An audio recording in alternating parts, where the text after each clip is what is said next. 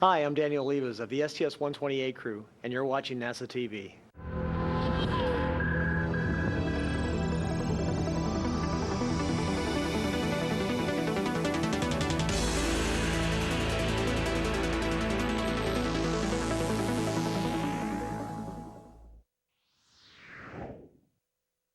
Houston Discovery, good morning, and a special good morning to my wife, Marie, and the rest of my family, my 5 kids. I love them, miss them, and look to see them soon.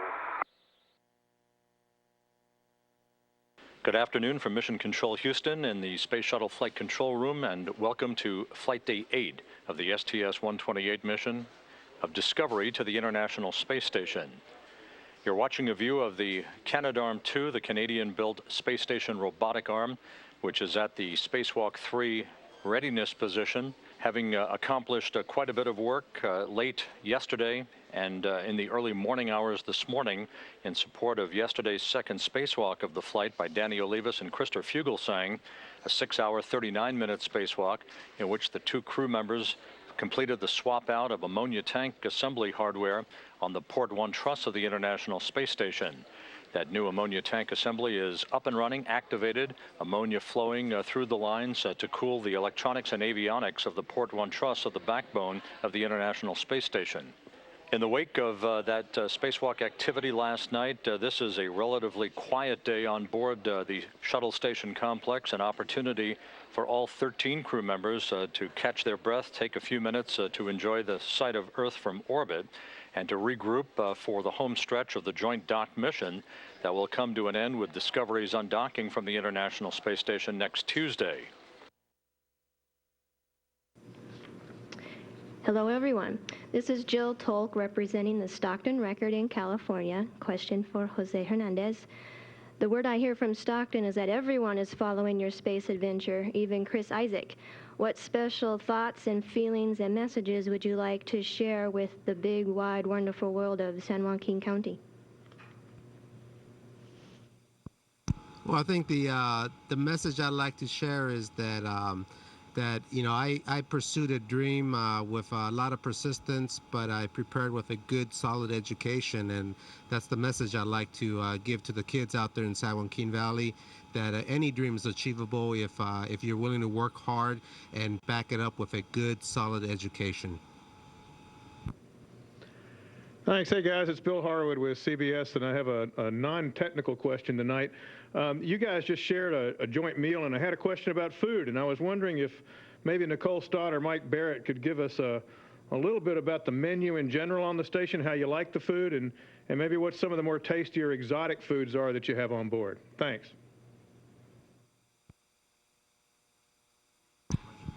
Well, the food is wonderful, and of course we have a mix from all of the partners up here now.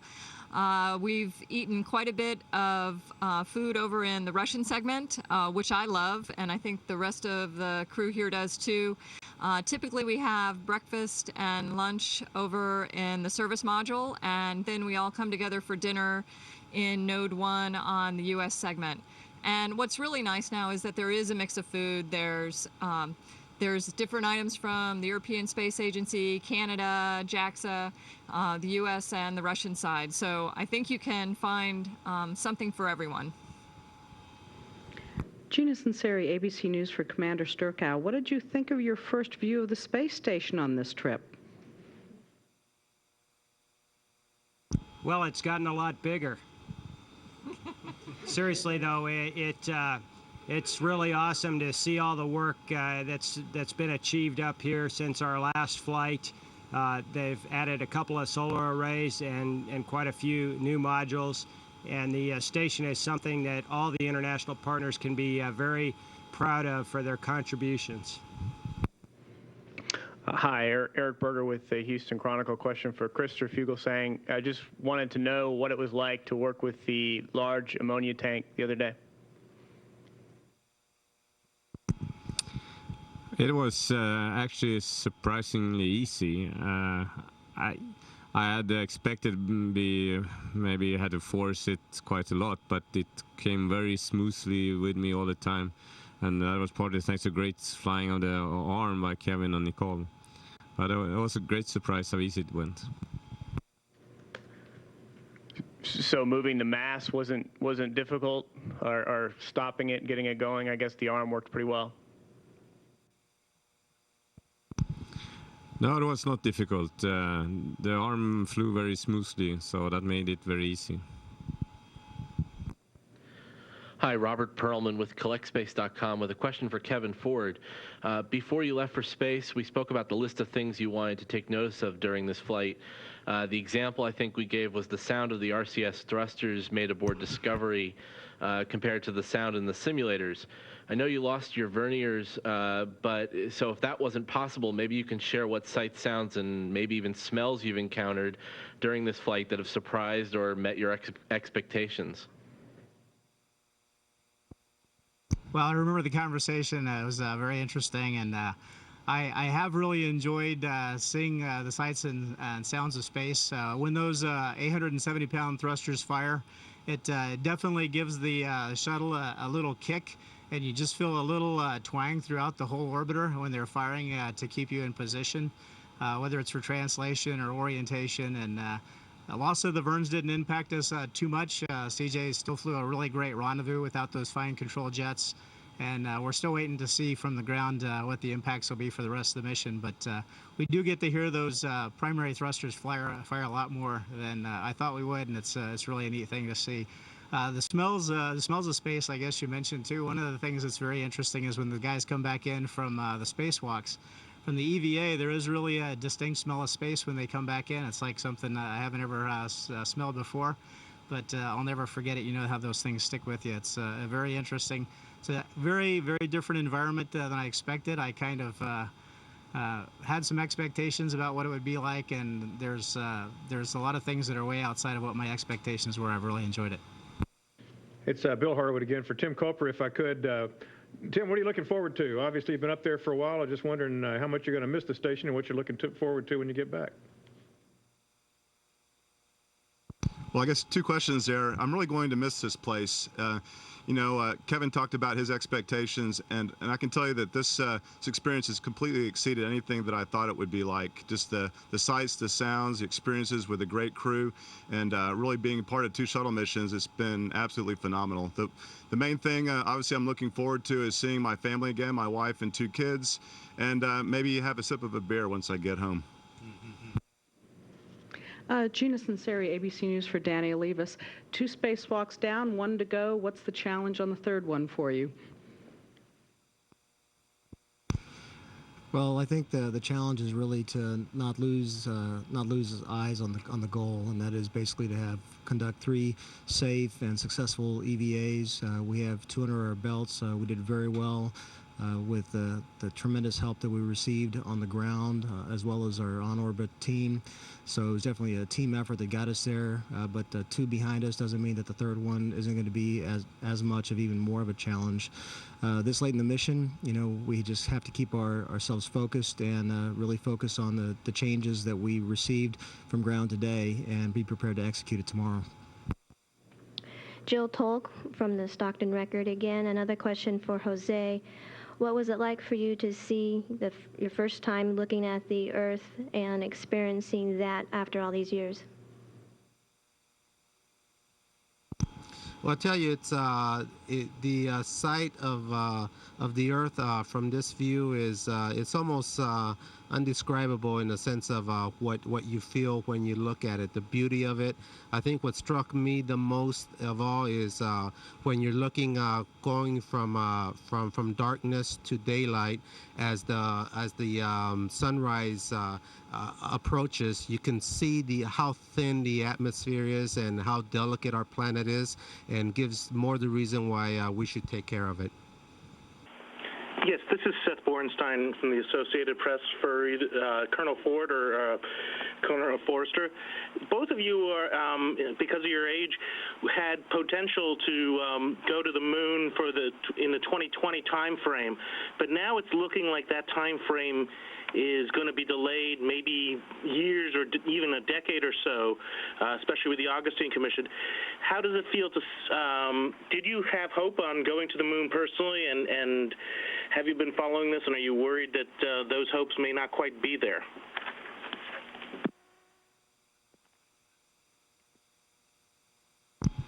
I'm just really happy to have the opportunities that I've had to come to the space station 3 times. I'm looking forward to seeing some of the younger folks in the office that are coming behind have the opportunity to go to the moon. It is always fun to fly in space, but it's also an honor to support those that do, and there's a lot of important jobs on the ground that we'll do as we begin to head toward the moon. Hopefully I'll have an opportunity to participate in some of those. Thank you. This is Tarek Malik from Space.com and Space News. My main question is for Tim Kopra. You mentioned that you're going to miss the space station when you left. I'm curious how prepared you feel after 2 months in space nearly to come back to Earth. And if possible, if another first-time flyer can let me know what was the most surprising thing, that would be great. Thank you.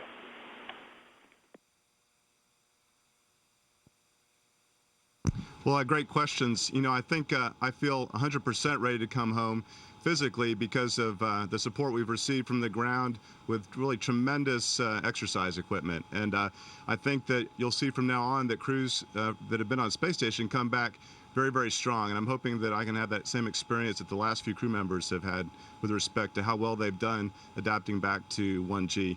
In terms of most surprising thing, I think the fact that that humans are so able to adapt to their environment. You see the people on board space station move in a different way and work in a different manner.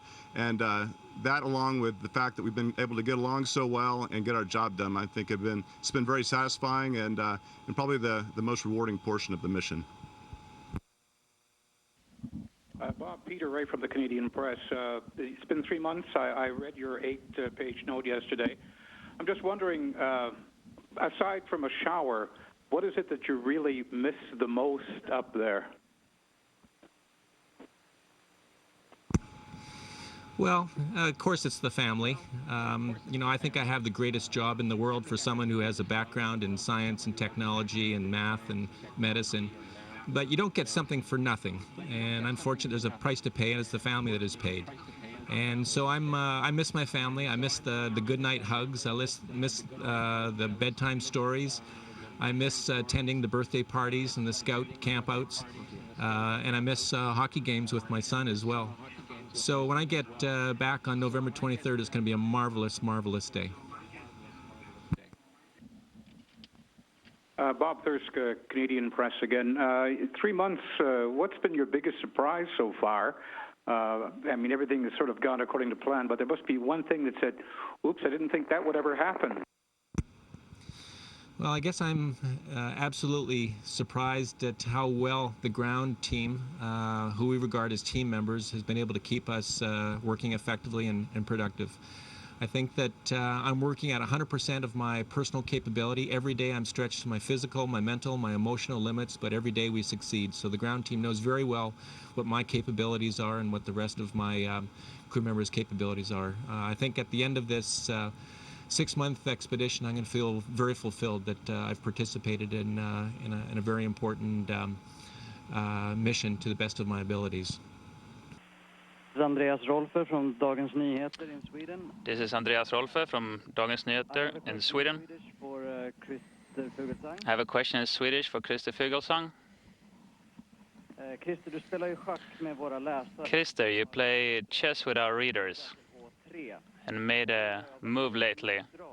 Och vad du tänker göra för att vad du tänker köra för taktik för att vinna det här. What are you going to do to counter this last move, and what kind of tactic are you going to use to win this chess game? Ja, ta fram här mitt schackbräde som jag gjort och tagit med mig. I have to bring my chessboard, my homemade chessboard out here. Take a look.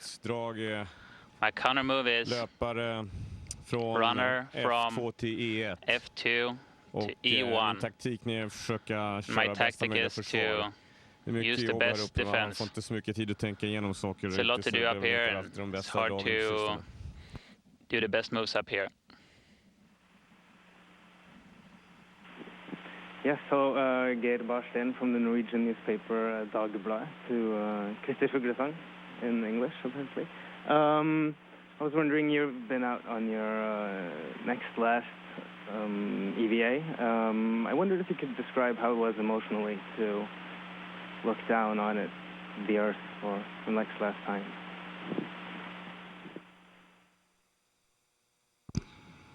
Yeah, it's a very special feeling to be outside and look down on the Earth, and you fly over the Earth for one orbit in 90 minutes, and that really makes you feel how small it is.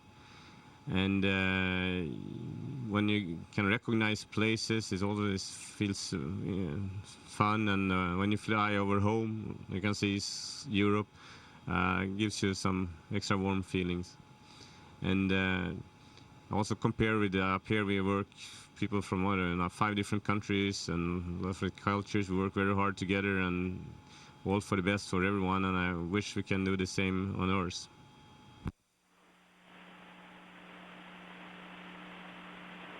Hello, this is Emma Fogberg from the Swedish news agency TT. I have a question for Christer. Imorgon gör du din sista rymdpromenad. Tomorrow you will do your last spacewalk. How does that feel?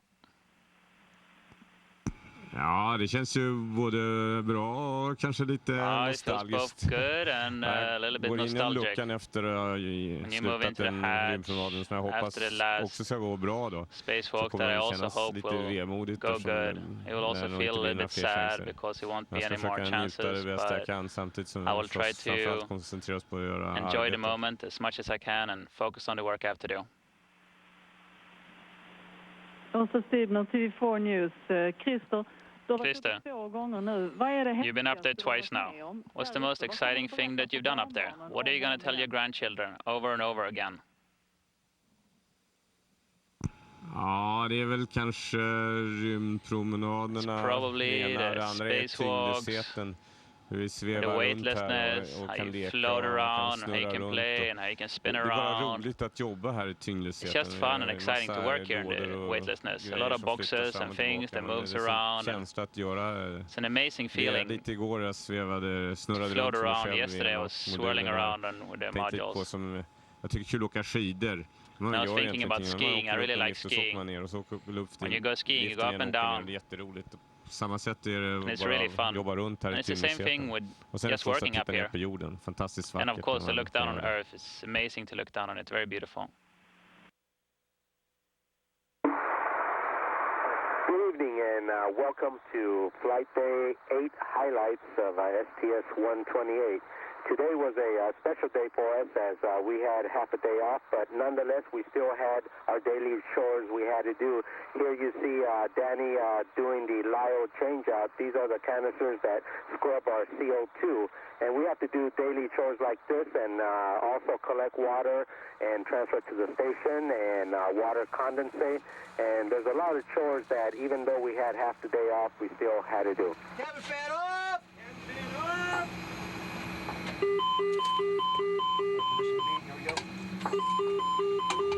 Tape off the bottom. You got it? Yep.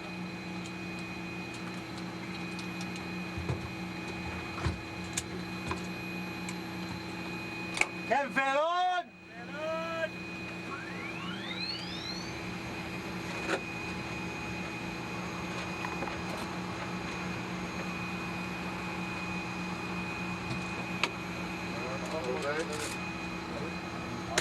Right here.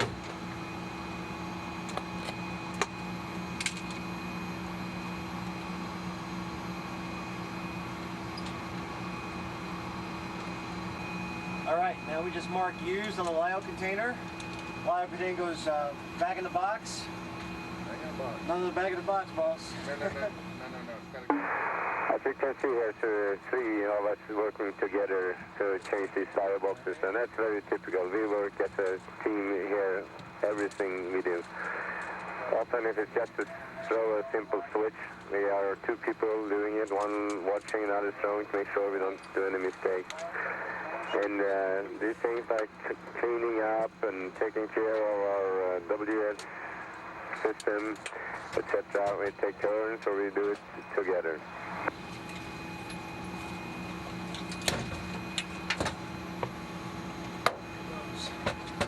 All right, handshakes all around. Good job. Good job. Here we've got Kevin. He was getting ready to have lunch.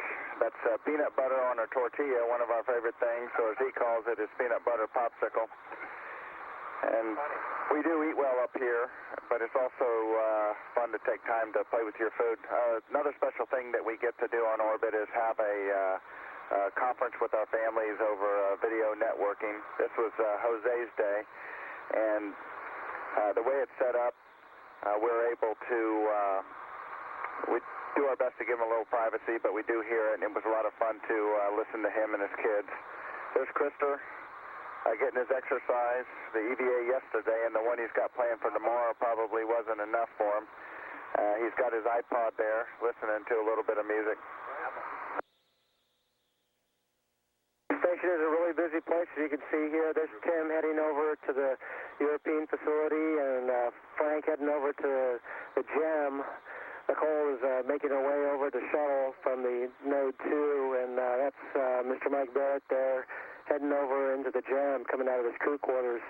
Meantime, in the MPLM, you can see that the guys are busy putting stuff away, getting ready. The MPLM all packed up and ready to come home. It's a pretty busy place, a lot of stuff all over the place. You know, when everything is neat and in order as it is in launch, it certainly gives you an appreciation for when you try to put stuff away and trying to do it in a zero-G environment.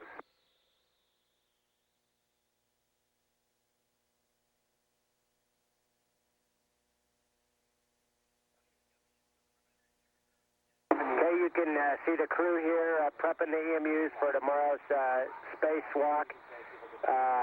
Danny and Krista are getting all their mini workstations configured and their tethers and everything like that.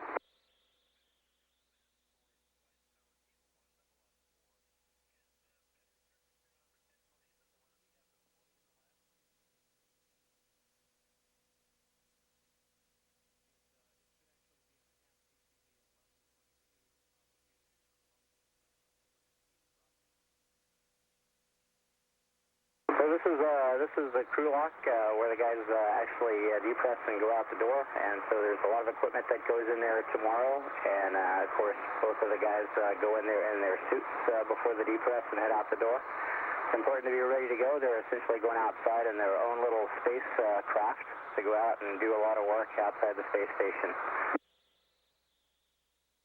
Our last EVA for STS-128, so we're going to hunker down, and that's it for tonight, Houston. Have a great night, and we appreciate your attention. Good night from STS-128, 200 miles up.